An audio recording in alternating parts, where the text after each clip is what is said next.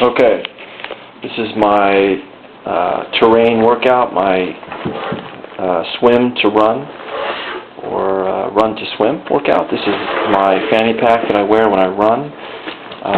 It's important in a fanny pack that you run with or you're active with. These side tightening straps are great because you can really cinch this thing down, and it takes a lot of motion, a lot of running.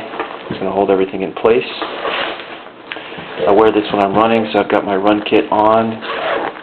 Usually carry, if I've got a saltwater swim or longer swim, it's nice to have a little bit of water to wash your mouth out with when you get to either side. So this might be filled with a little bit of water, not necessarily the whole thing. If I'm at dusk, I had a headlamp last night.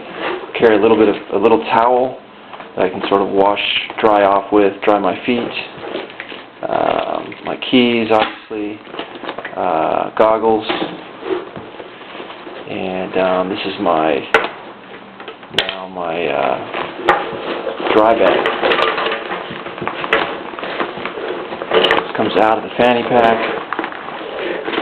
Just one hand. Oh, this is great too.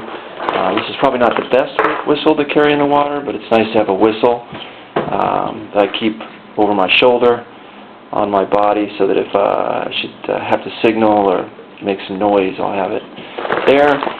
Dry bag, a few extra things, maybe a power bar. That's it. So the way this works is this is just a neoprene race chip timing anklet that I put on my ankle. I usually I'll loop this through, and that goes onto my ankle. The carabiner, then once the dry bag is tightened up, the carabiner will go onto the dry bag, pretty straightforward.